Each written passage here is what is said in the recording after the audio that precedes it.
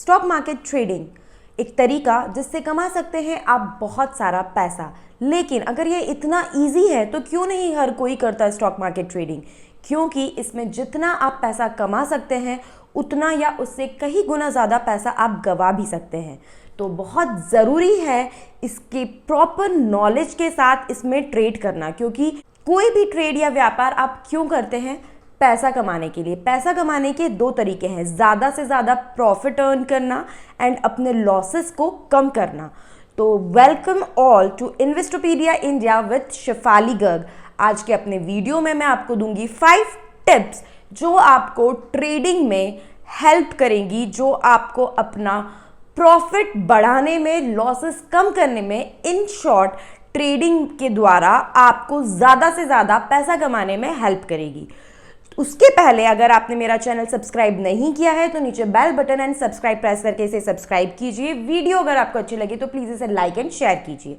Now let's start with the topic. Trading का पहला जो रूल है, ये जो मैं आपको रूल्स बता रही हूँ, ये ट्रेडिंग मतलब सिर्फ इंट्राडे ट्रेडिंग के लिए नहीं है। यह आप लॉन्ग टर्म के लिए या शॉर्ट टर्म के लिए, किसी भी टेन्योर के लिए अगर स्टॉक मार्केट में इन्वेस्टमेंट्स कर रहे हैं तो ये 5 रूल्स आपको याद होना, इसका फॉलो करना बहुत ज़रूरी है। और अगर आप ऐसा करोगे तो आपको डेफिनेटली स्टॉक मार्केट से सिर्फ प्रॉफिट्स होंगे और लॉसेस होने के कोई चांसेस नहीं होंगे। Rule number 1, overcome your fear. अपने डर को आपको अपने काबू में रखना होगा। एक पंचलाइन है एक बहुत ही फेमस एड का, डर के आगे जीत है, और ये स्टॉक मार्केट में एकदम सटीक बैठता है। अगर आप स्टॉक मार्केट में लॉन्ग टर्म इन्वेस्टमेंट करते हैं या आप शॉर्ट टर्म में ट्रेड करते हैं, दोनों ही केसेस में ये बहुत इंपॉर्टेंट है। तो कैसे आप अपने डर पे काबू पा सकते हैं, कैसे आप अपने फियर को ओवरकम कर सकते हैं? अपने इन्वेस्टमेंट अमाउंट को रेगुलेट करके, चाहे वो कोई भी हो। अगर वो मैं भी हूँ और मैंने अपना सारा पैसा अगर स्टॉक मार्केट में लगा दिया है, be it for long term और be it for short term trade, तो मैं भी उस शेयर के प्राइजेस से, उतार चढ़ाव से टेंशन में आऊँगी, चाहे वो दुनिया में कोई भी हो। अगर वो अपनी कैपेसिटी से ज़्यादा पैसा स्टॉक मार्केट में लगाएगा या अपना पूरा पैसा स्टॉक मार्केट में लगाएगा तो उसे डर लगेगा, स्टॉक के प्राइजेस गिरने से डर लगेगा। इसीलिए ये जो फियर फैक्टर है, इसे हटाने के लिए बहुत ज़रूरी है कि आप अपना सारा पैसा स्टॉक मार्केट में ना लगाएं। अगर आप लॉन्ग टर्म इन्वेस्टमेंट कर रहे हैं तब भी हमेशा आपको कहा जाता है कि आप डाइवर्सिफाइड बनाइए अपना जो इन्वेस्टमेंट पोर्टफोलियो है। उसमें आप इक्विटी का अगर एक्सपोजर ले रहे हैं तो डेट का भी एक्सपोजर आपका होना चाहिए। सिमिलरली अगर आप शॉर्ट टर्म में ट्रेड भी कर रहे हो तब भी अगर आपकी, मैंने देखा है कई लोग होते हैं जो मतलब उनकी जो कैपेसिटी है पैसा लगाने की, अगर उनकी 1 लाख का पैसा लगाने की कैपेसिटी है तो वो 10 लाख की लिमिट लेके ब्रोकिंग हाउस से और फिर ट्रेड करते हैं। आप क्यों कर रहे हो? अगर आपकी कैपेसिटी 1 लाख की है तो आप 1 लाख का ट्रेड करो ना, क्योंकि अगर आपको लॉस हो गया तो आपको वो पैसा भरना पड़ेगा। आप जितना ज़्यादा आपके पास में लिमिट होगी, आप उस लिमिट को लेके काम तो कर लोगे, लेकिन आपके back of the mind tension उतना ज़्यादा रहेगा, टेंशन रहेगा, फियर फैक्टर रहेगा और लॉसेस होने के चांसेस बढ़ेंगे। तो आप भले कम कमाओ लेकिन गवाओ मत। और इसके लिए ज़रूरी है कि आप लिमिटेड पैसा लगाओ, आपकी जो कैपेसिटी है ना सिर्फ उतना ही लगाओ, क्योंकि ट्रेडिंग में सबसे इम्पॉर्टेंट है डर से जीतना। डर नहीं हो आपको ओवरकम करना चाहिए, इसी वजह से आप अपना लिमिटेड पैसा स्टॉक मार्केट में लगाइए। अब हम बात करेंगे रूल नंबर 2 की। जो आप स्टॉक सिलेक्शन करते हैं that should be based on your research and not greed. कई लोग आपको मिलेंगे जो बोलेंगे हमने इस स्क्रिप्ट में पैसा लगा के इतना रुपया कमा लिया, इसमें हमने इतने कम टाइम में इतना पैसा कमा लिया, ये कर लिया, वो कर लिया। लेकिन आपका पैसा है, आप इन्वेस्ट कर रहे हो, चाहे लॉन्ग टर्म के लिए कर रहे हो, चाहे ट्रेडिंग के लिए कर रहे हो, आपको उस स्क्रिप्ट की पूरी रिसर्च खुद करनी ही चाहिए।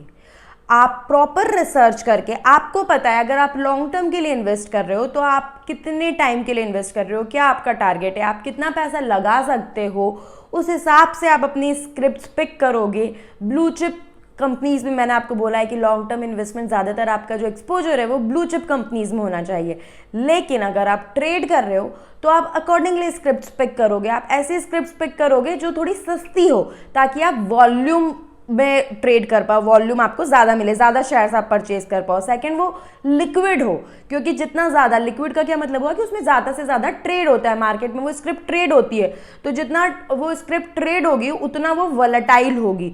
दूसरी बात, जितना वो ट्रेड होगी उतना जो आपको करते हो ना प्राइस की बाय करना है, मुझे सेल करना है, तो जो अमाउंट आपको दिख रहा होता है, आप जब एग्जीक्यूट करते हो ऑर्डर, कभी कभी उससे कम ज़्यादा पे एग्जीक्यूट होता है। तो वो क्यों होता है? क्योंकि आप बायर हो, तो जो सेलर जिस पे बेचना चाहता है वो उस पे आपकी बाइंग होती है। तो जो स्क्रिप्ट्स में ट्रेड नहीं होता उसमें कई बार 4-4, 5-5 रुपए, 10-10 रुपए का भी डिफरेंस आ जाता है। इनफैक्ट कुछ स्क्रिप्ट्स है सेगमेंट ई स्क्रिप्ट, जैसे पिलानी इन्वेस्टमेंट, उसमें तो आपको कई बार 50 रुपए तक का भी डिफरेंस आ जाता है, जो मार्केट में रेट दिखा रहा होता है और जब आप ऑर्डर एग्जीक्यूट करते हो उसमें।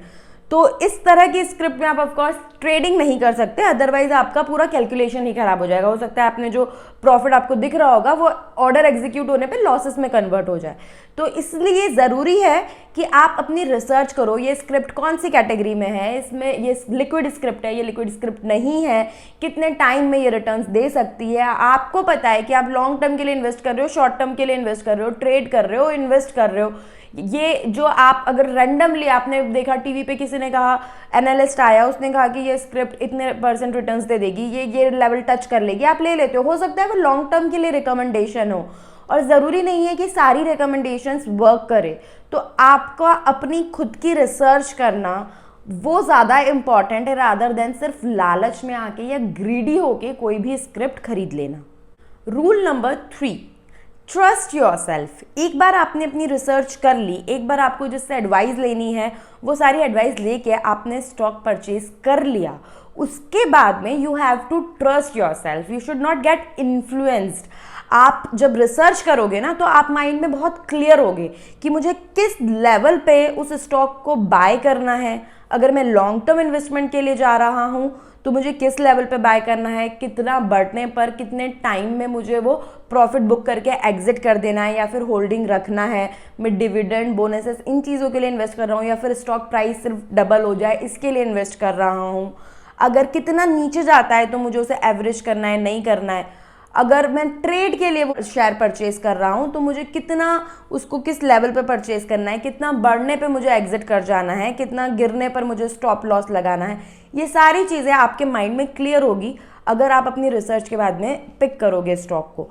और जब आपने एक बार पिक कर लिया, एक बार आपने अपनी पूरी रिसर्च कर ली अच्छी तरीके से, आपने ले लिया, उसके बाद आप इन्फ्लुएंस मत होइए। कई लोगों को मैंने देखा है स्पेशली ट्रेडिंग के केस में, अगर आप फ़ोन पे बात करते हो, अगर किसी ने आपके फ्रेंड ने या किसी ने कह दिया है, सब उस टीवी पे एनालिस्ट ने कह दिया कि ये स्टॉक नीचे जाएगा, आपने उसे पिक करा है, हो सकता है वो बढ़ने वाला हो, आपने कुछ सोच समझ के ही लिया होगा ना, आप अननेसेसरीली वो नीचे गया, आपने लॉस में उसे बेच दिया, 5 रुपये नीचे गया, आपने लॉस में बेच दिया, अपना लॉस बुक कर लिया, उसके बाद में वो वापस बढ़ने लग गया, और फिर आप सोचोगे कि यार मेरा डिसीजन सही था, मैंने गलती कर दी, इन्फ्लुएंस में आके मैंने बेच दिया, और फिर आप अगेन उसको बड़े हुए लेवल पे बाय कर लोगे। और हो सकता है कि वो जो बड़े हुए लेवल पे आपने बाय करा है उसके बाद में वो ना बढ़े, उसके बाद में वो नीचे जाए। तो आप समझ रहे हो क्या हो रहा है? फियर, पैनिक, ये सारे इमोशंस आपको ओवरकम कर ले रहे हैं। जो आपकी रिसर्च थी, जो आपकी इंटेलिजेंस थी, उसको ओवरकम कर लिया ये फियर, ग्रीड, पैनिक, इन सारे सेंटिमेंट्स ने। और जब ये सारे सेंटिमेंट्स आपको ओवरकम कर लेंगे तो आप कभी भी अपने ट्रेड में पैसा नहीं कमा पाओगे,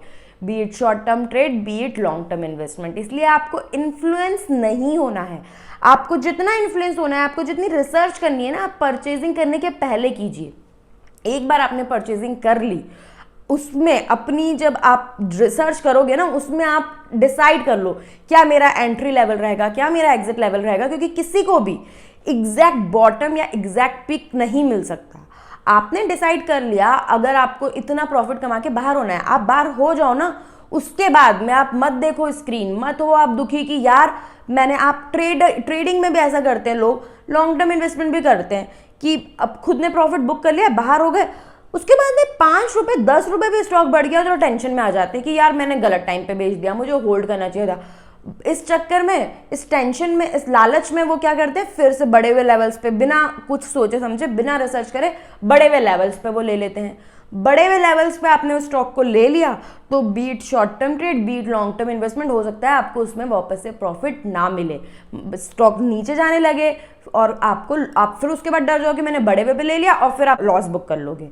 तो इसीलिए बहुत ज़रूरी है कि एक बार आपने कोई डिसीजन लिया है उसको आप ट्रस्ट करके उसको एग्जीक्यूट करके यू बी कॉन्फिडेंट। आप ट्रेड कर रहे हो, आपने एक दिन का पैसा कमा लिया, अब आप बाहर हो जाओ, आपका टारगेट मिल गया ना, अब आप छोड़ दो। अब आप सुबह सुबह आपने 10 बजे कमा लिया, ठीक है, अब आपको पूरा दिन फ्री मिल गया, आप मत करो ट्रेड। मैं जब बहुत छोटी थी, एक थे जो बहुत ज़्यादा ट्रेडिंग करते थे, उन्होंने मुझसे कहा था कि जो ये इंट्राडे ट्रेडिंग होती है ना, ये एक मजदूर जो काम करता है उस तरह की होती है। जो मजदूर होते हैं ना, वो क्या करते हैं, वो तिहाड़ी के लिए काम करते हैं। उनके मन में फिक्स्ड होता है कि मुझे एक दिन के ना 500 रुपये कमाने हैं या 300 रुपये कमाने। तो उनको सुबह सुबह अगर वो बैठते हैं मजदूर चौक पे और कोई जाके अगर उनको लेके जाता है, उनको सुबह सुबह एक काम मिल गया 300 रुपये का जो 1 घंटे का है, तो 1 घंटे वो काम करेंगे और फिर वो अपने घर जाके आराम से खा पी के सो जाएंगे, जो भी उनको करना है वो करेंगे। लेकिन वो वापस से जाके मजदूर चौक पे बैठ के फिर से काम नहीं ढूंढते। यही एक इंट्राडे ट्रेडर को या एक ट्रेडर को करना चाहिए। आपने एक टारगेट फिक्स किया, उतना पैसा आपने कमा लिया, भले ही आपने सुबह पहले ट्रेड में कमा लिया, उसके बाद में आप बंद कर दो अपना लैपटॉप, आप चले जाओ, आप मत वापस से स्क्रीन खोलो। क्योंकि क्या होगा, उसमें आप लालच में आके, जब भी आपके सेंटिमेंट्स आपकी इंटेलिजेंस और रिसर्च को ओवरलैप कर लेंगे ना, जब भी आप ग्रीड, फेयर, ये सारे सेंटिमेंट्स ज़्यादा डोमिनेटिंग हो जाएंगे as compare to your research और इंटेलिजेंस, तो आप हमेशा लॉसेस करोगे, लॉन्ग टर्म इन्वेस्टमेंट्स में भी और शॉर्ट टर्म ट्रेड में तो डेफिनेटली। लॉन्ग टर्म इन्वेस्टमेंट में क्योंकि आपको टाइम मिल जाता है, पैसा आपको मिल जाता है एवरेज करने का, ये करने का, तो इस वजह से हो सकता है कि आप अपने लॉसेस को फिर भी रेगुलेट कर लो। पर ट्रेड में तो आप अगर ये सारे सेंटिमेंट्स में आ गए ना, तो डेफिनेटली आप लॉसेस करोगे। हो सकता है 2 दिन आप कमा लो, लेकिन तीसरे दिन तो आपको डेफिनेटली लॉस होगा। तो इसलिए बी वेयर, अगर एक बार आपने ले लिया डिसीजन, जो भी आपने एंट्री कर ली, जो भी आपने एग्जिट कर ली, उसके बाद में बी कॉन्फिडेंट। आप अपने आप को देखो, दुनिया को मत देखो। Now rule number 4, application of proper tool. देखिए, स्टॉक मार्केट ट्रेडिंग में टूल और रूल्स बहुत सारे हैं। कब कौन सा रूल अप्लाई करना है, ये बहुत इंपॉर्टेंट है। जब एक बच्चा रोता है, जब बच्चा छोटा होता है ना, जब बोल नहीं सकता, तो वो हर अपनी तकलीफ जाहिर करने के लिए वो रोता है। उसे भूख लगेगी तब भी वो रोएगा, उसे कुछ पेट में दर्द हो रहा है तब भी वो रोएगा, उसे नींद आ रही है तब भी वो रोएगा।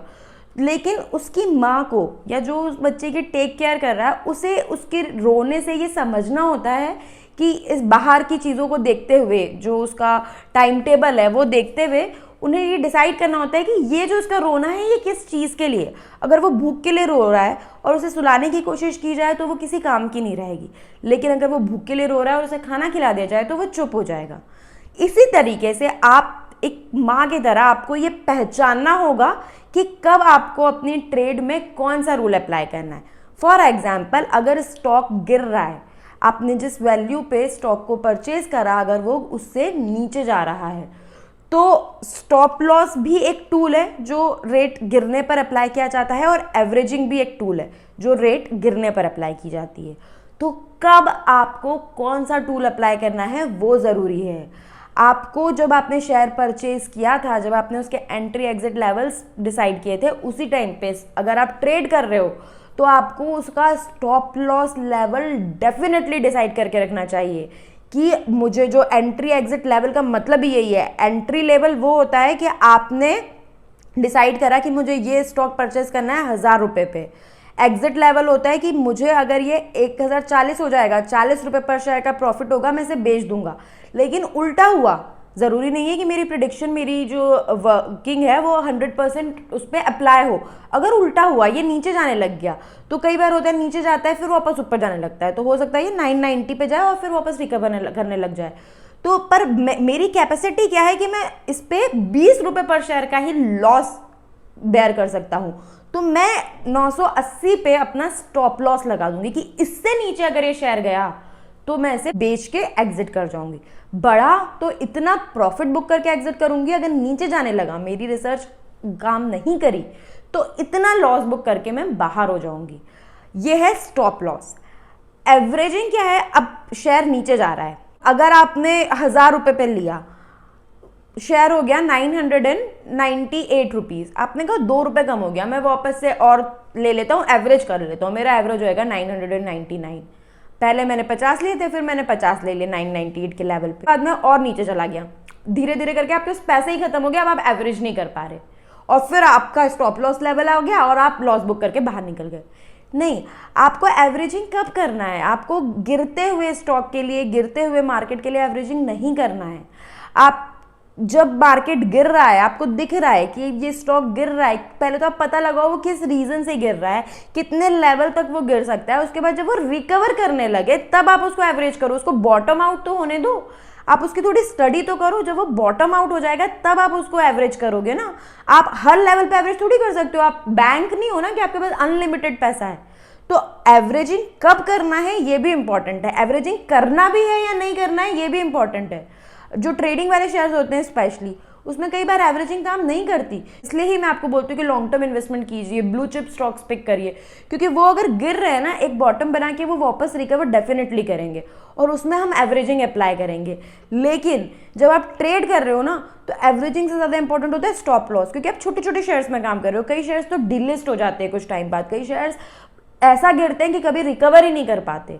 तो एवरेजिंग वहाँ काम में नहीं आएगा ना। आपने पहले 1000 शेयर लिए, फिर आपने 5000 ले लिए, फिर 10,000 ले लिए, कोई फायदा नहीं है, आप अपना पैसा डालते जा रहे हो जो पूरा अल्टीमेटली जीरो हो जाएगा या नेगेटिव रिटर्न देगा। तो इसलिए टूल्स बहुत सारे हैं, चीज़ें बहुत सारी है, कौन सी चीज़ आपके काम की है, किसे कब अप्लाई करना है, ये बहुत इंपॉर्टेंट है। प्रॉपर टूल अप्लाई करना बहुत इंपॉर्टेंट है। अब last but not the least, rule number 5, be aware. जब आप स्टॉक मार्केट में एंटर कर रहे हो एज अ इन्वेस्टर और as a trader, as a long term investor और as a short term trader, you have to be aware. आपको पता होना चाहिए कि क्या मार्केट सेंटिमेंट है, मार्केट बुलिश ट्रेंड पर है, बेरिश ट्रेंड पर है, मार्केट में गिरावट चल रही है, मार्केट में तेज़ी चल रही है, मार्केट का ग्लोबल सेंटिमेंट क्या है, ग्लोबल मार्केट्स पॉजिटिव में है, नेगेटिव में है, आज मार्केट क्या रहा, कल मार्केट क्या हो सकता है। आपको पता है इंडिया की जो निफ्टी 50 है वो सिंगापुर में हमारे मार्केट्स क्लोज होने के बाद भी ट्रेड होती रहती है, और उसके बेसिस पे डिसाइड होता है कि अगले दिन जब मार्केट खुलेगा वो गैप अप ओपनिंग के साथ खुलेगा या फिर गैप डाउन ओपनिंग के साथ खुलेगा इंडिया में।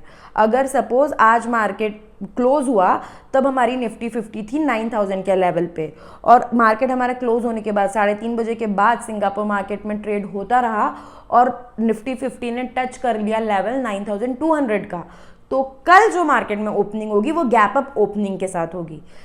ऑन द कॉन्ट्ररी, अगर हमारा मार्केट बंद होने के बाद निफ्टी 50 का सिंगापुर में जो ट्रेड होता है उसमें वो 8800 लेवल्स तक पहुंच गया, हमारा बंद हुआ था 9000 पे, 8800 के लेवल्स पे पहुंच गया, तो कल जब मार्केट खुलेगा ये खुलेगा गैप डाउन ओपनिंग के साथ। तो आपको ये ट्रैक करना होता है, आप ऑनलाइन देखोगे कि इंडिया निफ्टी 50 का फ्यूचर्स लाइव क्या चल रहा है, पॉजिटिव नेगेटिव आपको पता रहेगा। सुबह जब आप 9:30 बजे एकदम से आपको शॉक नहीं लगेगा 9:15 बजे कि अरे ये गैप अप ओपनिंग से खुला, ये गैप डाउन ओपनिंग से खुला। आप ग्लोबल मार्केट ट्रेंड देखोगे, डॉ का क्या चल रहा है, डॉ जोन्स का मार्केट ने कल कैसा परफॉर्म किया, उसका फ्यूचर्स क्या दिखा रहा है, उससे आपको एक आइडिया लगेगा कि अभी आगे क्या होने वाला है, मार्केट गिरने वाला है और बढ़ने वाला है।